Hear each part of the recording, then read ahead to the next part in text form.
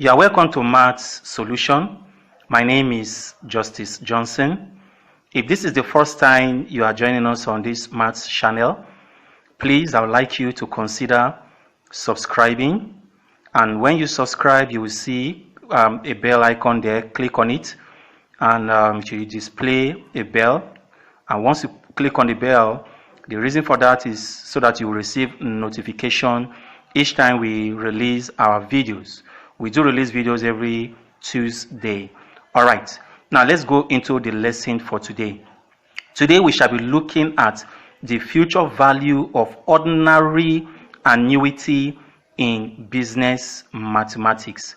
Now, this topic is in response to one of the requests of one of my students, Abiodun Aziz, and is an 100 level is in one of the higher institutions here in Nigeria, and I requested that I help him out on this particular topic. So please, Abiodun, I know you are viewing. Make sure you tell your friends about this channel, and let them also come and watch these videos, and you can like, comment, and share these videos as well. Okay, now let's get started. The future value of ordinary annuity in business maths. Now let's take some definitions. What do we mean by ordinary annuity? An ordinary annuity is a type of annuity in which payments are made at the end of each time period. Now I'm going to limit myself so that I will not give much explanations here, but I'm going to be going straight into the mathematical aspect of ordinary annuity. So, but all you need to learn or have in mind here is that in ordinary annuity, the payment is made at the end of each specified time period. Okay, and from here we move straight into the future value of ordinary annuity. Now, the future value of ordinary annuity is the total value of payments at a specific point in time. Now, when we talk about the future value of ordinary annuity, in this type of ordinary annuity, you will have a particular amount at hand presently that you will be depositing into, probably, for instance, into an account, a savings account, you'll be depositing it regularly over a period of time. And at the expiration of that time period, the cumulative sum of money will be compounded and paid at the end of that specified time. And that is what we mean by your future value of ordinary annuity. Now, how do we calculate the future value of ordinary annuity? We do so using this formula F equals M. We take our squared bracket, then we open our bracket and we write our 1 plus I, then close the bracket, we put our power n, then minus 1, and we divide this value by I, and then we close the squared bracket. This is the formula that we use for your future value. Okay, now what does this formula stand for? In this formula, the F stands for what? Your future. The F stands for your future value. Then the M stands for the what? Cash deposited. The cash deposited. Then the I stands for your interest rate. That is your interest rate. And then the N stands for your what? For your number of payments. The number of payments. Now, there are still some things we need to do here at this point. The I, which is your interest rate, let's come over to this side. Okay, the I, which is your interest rate, stands for R, is a ratio of R to N, where your N, let's write it here, your N refers to your what? Frequency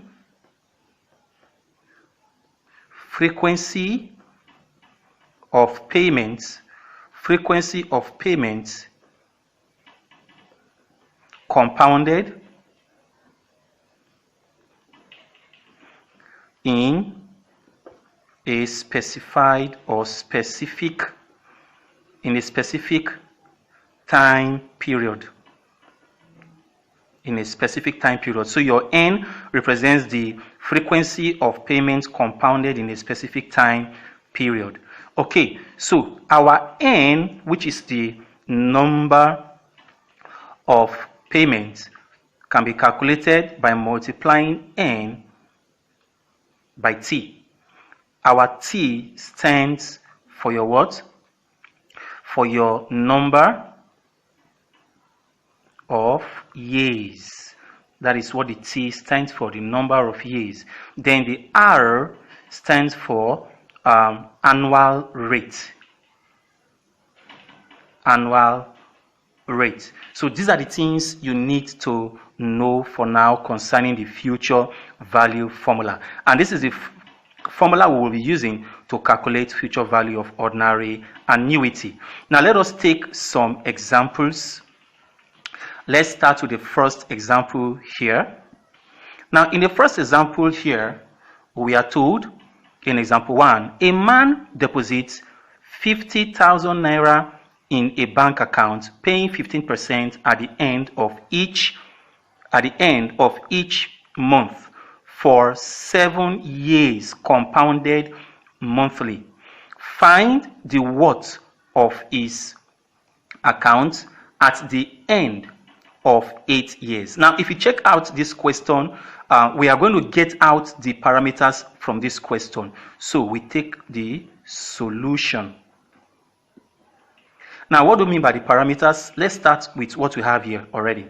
Here we are told that a man deposits 50,000 naira in a bank account, paying 15%. Let's stop here. He deposits 50,000 naira. That is the cash deposited. So we say our M equals to 50,000 naira. Okay, that is the value for our M. And then we are given the rate, which is the interest rate here. So the rate R is 15%. Now, from your 15%, you have to convert it into decimals by dividing 15 by 100. And if you do that division, you are going to arrive at 0.15. So this is going to be the value we'll be using for our R. Okay. Then the question says he paid into the bank account, paying 15% at the end of each month for 7 months, compounded monthly. So here, compounded monthly talks about the frequency of payments. Okay, so for that we'll write our N to become what? Compounded monthly means for 12 months. Okay, so we can have compounded monthly, we can have compounded yearly, which is 1, we can have compounded quarterly, which is 4, and compounded by annually, which is 2 years, and so on and so forth. But the one we are dealing with here, that is talking about the frequency of payments, is that the frequency of payment is done compounded monthly. So we use 12, since there are 12 months in 1 year. Now let's continue. We are told now to find the worth of his account at the end of 8 years. Now if you recall, there are 2 years here. The first one here says end of each month for 7 years, and then we are asked to calculate the worth of his account at the end of 8 years. So we take these 8 years and not the 7 years. So right here we are going to say T equals to what? To 8. So that is the value that we have here. So we know we are looking for the future value. How can we tell this? Come to the question.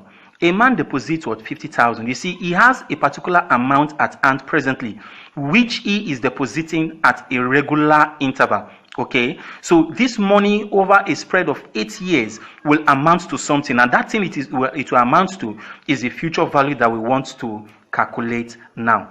So since we've written out this, we can now come up here to write the future value formula. So we say using, what are we using? Our f equals to n, then we take our squared bracket, we say 1 plus I, then close the bracket, power n minus 1 divided by I, and then we close the bracket. So you can see here that for us to apply this formula, we need to know what our I is, and our n also we need to find what it is. So we can come here to say our I can be calculated using the ratio of R upon n. Now what is our R? Our R is 15%, which is 0.15. We write it out, 0.15. Then divide by n, which is the number of frequency of payments here, 12. We write it out, our 12. And if we do this division using our calculator, let's turn our calculator on. And then here we say 0.1, sorry for that, 0.15, then divide this value by 12, and that will give us 0.0125. So write it out, 0.0125. That is the value for our I. Now for our n is the n multiplied by t. What is our n? Our n is 12. Then our t, in this case we are using 8. I've explained to you already why we are using our 8. And if we do this multiplication, we are going to have 96. So we are going to fix in all these values we've gotten into this formula. Therefore, in the formula, we are going to have f to equals, what is our m?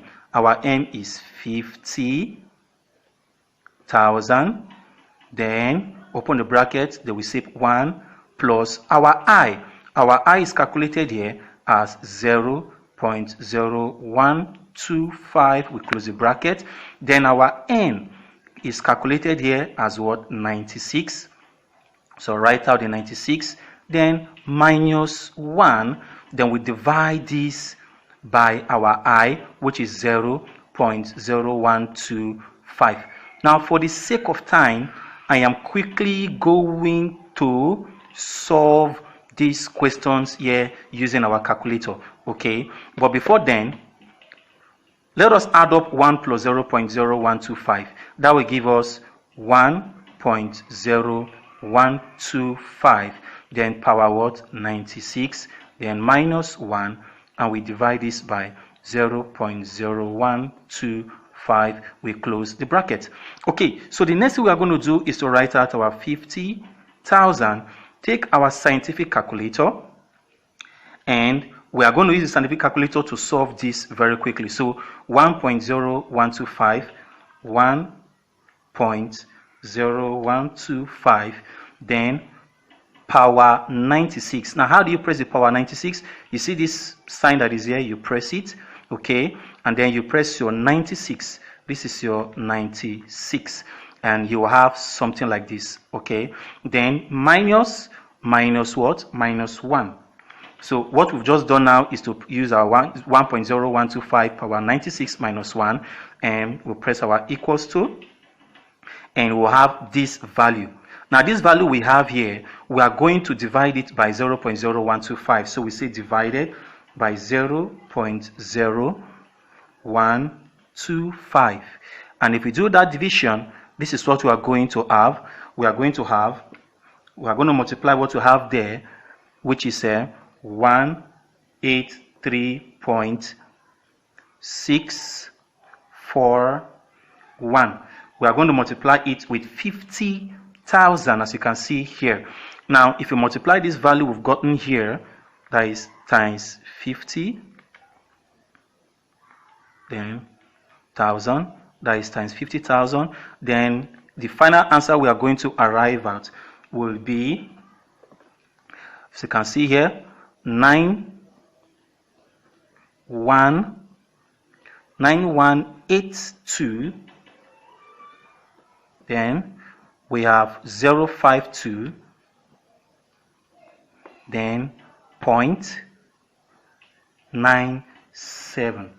So which means that by the end of 8 years, this is going to be the worth of the account, 9,182,052.97 naira. So that is going to be the final answer for the future value. You can approximate this to the nearest naira. So to the nearest naira, you can have 9,182,053 naira to the nearest naira. Okay, I believe the explanation is quite easy. Okay, so let us take a second example of this. Let us take a second example quickly. Now, in this second example here, we have example 2. Mr. Shikeze opened a savings account for his daughter in a bank, paying interest rates at 5%. He deposits 2,000 naira on each birthday of his daughter for 25 years, beginning from the first birthday. If the interest is compounded monthly, how much will his daughter have in the account after the 25th birthday? So let's quickly take the solution to this question. Now, already you know we are dealing with the future value of ordinary annuity. How do we know that? Look at it. Here, we are told that he deposits 2,000 naira. So he have the cash at hand presently that he is now depositing into the account. Okay, so he did this regularly for 25 years. So at the end, he's going to receive his payment compounded, of course. Okay, so we are going to write out these parameters. First, what's the parameter given to us here? We are told the rate is 5%. So our RO is 5%, and of course we divide 5 by 100, and that will give us 0.05. So we've gotten the value for the rate as 0.05, and then we are told that the M, which represents the cash deposited, is what? 2,000 naira. That is the 2,000 naira. And then what else is given to us? We are told that the money was paid for 25 years, so which means the number of years is what? 25. That is t equals to 25, and then it is compounded monthly. That is the what? Frequency of payment. So since the frequency of payment is given, then n will be given by what? 12, equals to 12, because we are dealing with monthly here. Okay, then how much will his daughter have in the account after the 25th birthday? So there we are asking for the future value. Now we already know that we are dealing with the future value, so which means that our I, we can calculate it as R upon n. Our R is 0.05, then divide that value by 12, then this will give us here, let's use our calculator again. Okay, so 0.05 divided by 12, and that will give us 0.00416. So write it out, 0.00416. This is going to give us the value 0.00416. Okay, now we also need to calculate our n, and our n you already know is n multiplied by t, and n multiplied by t will be 12 multiplied by t is 25. Okay, and if we do this very quickly with our calculator, we can say here that 12 multiplied by 25 will give us 300. So we have 300. Okay, so these are the first things we are going to do. Then we can now write the future value formula, which is F equals to M, then open your squared bracket, 1 plus I close your squared bracket raised to power M minus 1 divided by I, and then you close your squared bracket. So at this point we take in the values. Our M is what? 2,000. I think we omitted, okay, 2,000 naira. So we'll write out our N, 2,000, open the bracket, then we have 1 plus our I. We already know what our I is. Our I is what? 0.00416. So we have 0.00416, and then we close the bracket here. Going to close the bracket, then raise to 300 minus 1, and then we divide this by 0.00416, which is the value for I. Then we close the bracket. Now in the next step, we are going to go into the bracket again. This is our 2,000. We are going to add up 1 to 0.00416, and that will give us 1.00416 power what? 300, then minus 1, and divide this value by 0.00416. Now, like we did in example 1, in order for us to save time, we are going to do this very quickly using the scientific calculator.